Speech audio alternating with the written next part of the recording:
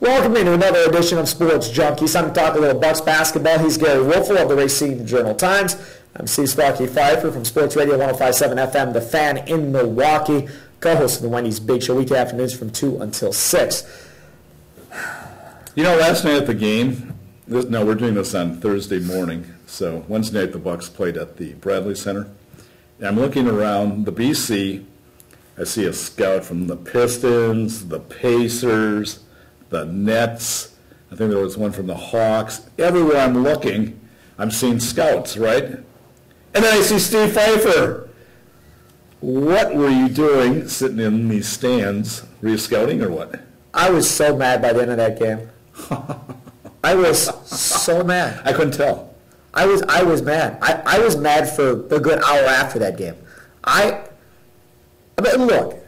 I must have touched the chord here. I had to start this out in a real light mood. No, I'm angry. There are certain things that you look at and you go, okay, they're not going to be good, but let's see improvement. What did Giannis do all offseason?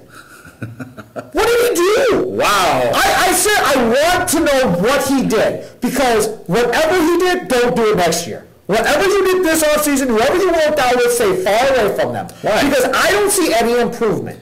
Where did he get better? I think from, yes. He was brutal. He was horrible. There's no other way to say it. As one scout said last night, he wouldn't have started for a college team last night. You know what I'm saying? But, having said that, you can't base everything on one game. He's shown glimpses. No, agreed. He had one game of 19 points this exhibition. He's actually done some really nice things. And he supposedly worked all off season, was here in Milwaukee, working with coaches and everything else. But for everybody that loves him, and he has a big fan base, right? And huge fan base. Every time I say, he's not going to be a superstar, I get drilled. But I'm sorry. I don't see it. I still don't see it. I don't know where he is or how he fits in. He doesn't look like anything more to me than a role player at this point going forward. Well, at this point, true. You got to remember, though, you got to keep this in context. He's 19 years old. Oh, Jabari Parker. I agree, but Jabari... So all these comparisons to Durant and all these other guys... I know. Right. I tried telling you that from day one, and I got blistered by everyone. I mean, his offensive game is that of a high school kid right now. Right. And not a good high school kid. Yeah. No, he's a project, and they know that. But here's where I have the issue, okay? I don't have any issue with them playing him big minutes in preseason. Well, you're not playing to win this year. But I'll tell you what, if he has no business being in the starting lineup, if they put him in the starting lineup, that team, they're not going to win 20 games. Right, but they're not trying to win. Well, now remember, we are not trying to make the playoffs. That's not our goal. Our goal is to develop the young guys. So, if Jason Kidd says, okay, I'm the head coach here for the next several years, hopefully, I think Giannis can develop into something. I want to develop him on the court.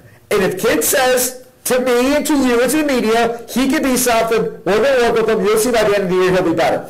Okay, I'll trust you. Go ahead and play him. But Kidd has to make that determination. But again, they got to bring this kid along gradually. I said it last year. They did the same thing with Brandon Jennings. They threw him in. They force-fed him, and it backfired. They're going to do the same thing with Giannis. You got to. I mean, he's got a star attitude already. Like, he deserves to be on the floor.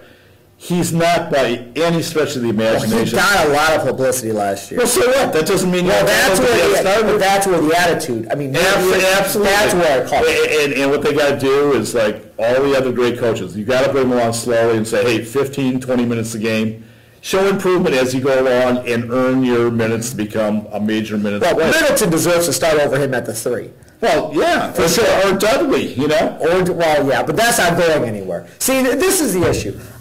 Dudley, Mayo, Zaza Pachulia, those are all trade chips. They're all gone as far as I'm concerned. So they need to play. They need to be effective when they play so you can trade them, right? Sure.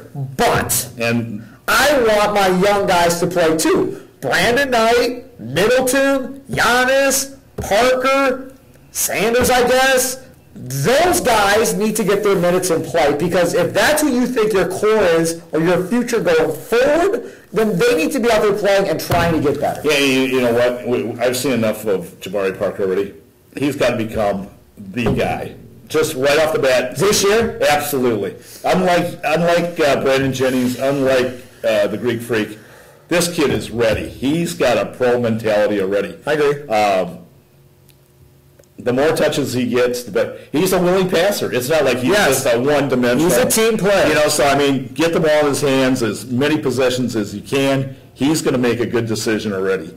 And that team, you've got to build around him going forward. Agreed. It's that simple. Agreed. No disagreement from me at all. Now, you know, what bothers me, though, kid has this, we got to pass the ball, share the ball. That's fine. That's good. No, it's not. Yes, it is. Because what happens is there'll be times when Parker's totally left out of the equation, they're going to say, okay, well, he's got a shot, okay, take the shot. And that Parker, the four of the guys. But this is what's going to happen. Maybe I'll be wrong. I don't think I will be. Jason Kidd was a star in this league. Jason Kidd's a Hall of Fame player. Right. Jason Kidd's played with other stars in this league and has seen other Hall of Famers play in this league, okay? No doubt. What I think is going to occur here at some point during the season is he's going to suit up. Jason Kidd's going to sit Jabari Parker down. He say, Jabari, this is the deal. I love the fact that you're unselfish and you pass a lot, but we need you to take more shots. Right. You need to find that selfish way. I agree. At some point that will happen. Now, when, I don't know, December, January, February, excuse me. But I think that's going to happen. Now, and Jabari's trying to fit in so well. He doesn't want to cause any waves. Right. You know? But he's great. You know, I don't want to go on a tangent here, but I will. Why aren't they marketing this guy? They finally have a very high pick, the number 2 overall pick. He's nowhere. He's not on radio commercials. He's not on television commercials. No billboards. It's like he just showed up. I got the media guide yesterday. On the cover is a picture of the Bucks logo. It's like you got a potential superstar in your hands. And the stuff about bringing him along, don't bring him along. He's mature enough. He's been around. Exactly. I agree. Play him up, make him the face of your franchise, and move on. I agree with you on that too. Yeah, I mean, Milwaukee should market Parker like Cleveland did LeBron. No question. With Cleveland when LeBron was a rookie. It should be that same type of marketing. Everywhere you go, you should see Jabari Parker's face. He doesn't have any words on him. That's the crazy thing, you know? Yet he's got almost the perfect image, you know? Absolutely. And he's a Midwest kid. He's from Illinois, right down the street. If you're a teenager or somebody in college and you say, my goodness, we got Jabari Parker. I want to be a fan. I want to follow this guy. If they make it happen, he could be here for the next 12, 14 years. Because I don't think he's a guy, we don't know how it'll be as he goes forward, but I don't think he's a guy that's going to be looking to get out as soon as possible. No. And there were other guys that you looked at and said, oh, that's probably going to be how that's going to shape out. Nobody thought Jennings would be here long. Everybody said when they drafted him, well, he's not going to be here long. He'll want to go somewhere else. That's why people didn't want Wiggins. They wanted Parker because they think Wiggins will be that guy that'll want to get. Now, I don't know if that'll be the case with Wiggins or not in Minnesota, but with Jabari, I agree. I think he'll be here. Now, let me talk quickly about the story of the preseason. It's not Giannis. It's not even Jabari Parker. The story of the preseason is O.J. Mayo. I thought you were going to say Michael Eric. No. He's a big dude, though. You know what? If he is a big dude. I'm telling you, he's the most underrated guy on the Bucks right now. Probably. He has what they desperately need, a physical presence inside. He's big, he's strong, he's athletic. From the Bucks standpoint, I hope they're able to keep this kid. Well, we'll see. And just bring him along. But anyway, let's talk about O.J. Sure. He is playing out of his mind. Now, I'm going to just point out a couple things. Offensively, he's scoring the basketball. Okay? Mm-hmm. Fine. I'm going to tell you what I really loved last night. Because I was close enough to the floor. I had good enough seats where I was close enough to the floor, and there was nobody at the game. So I could hear what was being said on the floor. Sure. Nate Walters makes a shot. OJ's backing up on defense as they're coming down, and he's yelling at Nate. There you go, Nate. There you go, Nate. Keep it up. Good shot, Nate. Keep it up. That type of encouragement towards the other young players, that's a guy that's in the team thing, right? Oh, no question. Then, later in the game, they think like they're going for a timeout and they get an easy layup, right? Right. Mayo's up cheering, laughing, clapping his hands, the whole deal, standing and supporting his teammates. Now, look, Mayo is still kind of young to a degree. He's about 25, I think. Yeah. Somewhere in that ballpark. Mayo should be your sixth man off the bench, okay? So who are you going to start at 2 then? Middleton. Okay. Because you know they're going to start Giannis, so that's pointless even to debate that. So Mayo's your sixth man off the bench. Ursad's your other scorer off the bench. Mm-hmm. And then Zaza behind Sanders. Right. Those three guys should be enough to keep you in games for that second unit because Marshall can't score. So he's got to be the distributor. Okay. Now, I like what you're saying so far. Having said that, if he can just have a good attitude and do what he's doing, Mayo that is, and continue to score the basketball regularly, then he can be traded at the deadline. He can go to a possible winner and be much happier. But just be what you were. What I saw last night, score the basketball, be there for your teammates, be a positive influence, and I'll be so happy because I was so mad at the end of last year. I was so mad at the beginning of this year at O.J. Mayo because, see, now that's a kid that has all the talent in the world that everybody thought could be a star in this league and has never been able to do it. For whatever the reason, and on this team, he could be the 20-point night guy. On this team, he could make a name for himself in the NBA because they don't have anything. But he's made a commitment. You could tell. I mean, if you saw OJ, much better shape. Yeah, no question. If you saw O.J. Mayo at the end of last year and you saw O.J. Mayo now, you'd have been, wow, he is really serious. And last night after the game, I was talking to Jabari Parker, and I said, who is the one player that made an impression on you so far in camp?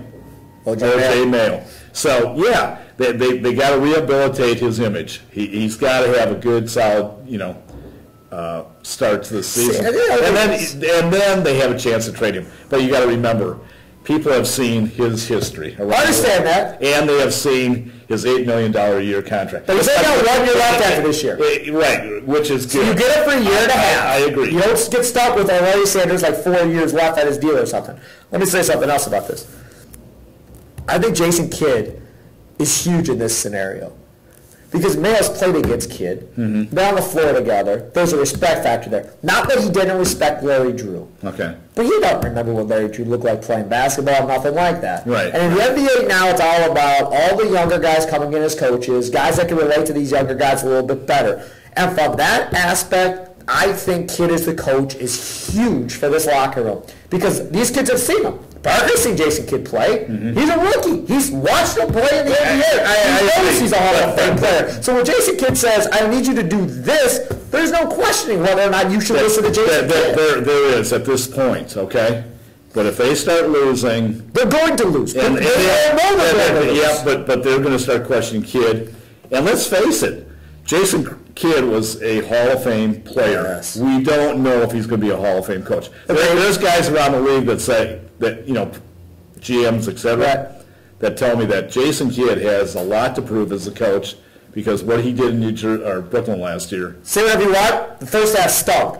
Second half, he got him in the playoffs. Not only did him in the playoffs, he was the biggest test in the Eastern Conference to Miami in the playoffs. Sure. That's the biggest fight for that. You got to remember, though, they had the highest payroll in basketball last year, too. So a bunch of old guys. Well, no, they were. Garnett's old, Pierce is old. A bunch of old dudes. Lopez got hurt. Okay. Gery Williams. Yeah. He's a coach killer by himself. You still have a ton of talent there, and talent is eventually going to carry you no matter who. I agree with you. I just think because it's a younger team, Kidd, I think, is set up for better success. And furthermore, this should be, if I was Lazary and Edens and Hammond, I just tell Kidd, look, we won like 15 games last year. Just get to 25, we're good. 10-game improvement, we can sell that to the players. This is the preseason preview. How many wins? Vegas line is 24.5. Yeah, over. I'm going to Vegas next Friday. Over. So 27, probably 28. Okay, I'm going under. That'd be fine with me. Yeah, well, with a lot of people, absolutely. But the Parker's Rookie of the Year, like I think he is, they won't be under. They won't, because he by himself is going to. But again, the expectation level on Parker is very high. I don't think people should believe that he's the savior. He's 19 years old too. Absolutely. But his upside is tremendous. He's Gery Woelfel of the Racing Jail Times. I'm Steve Sparky, Fifer.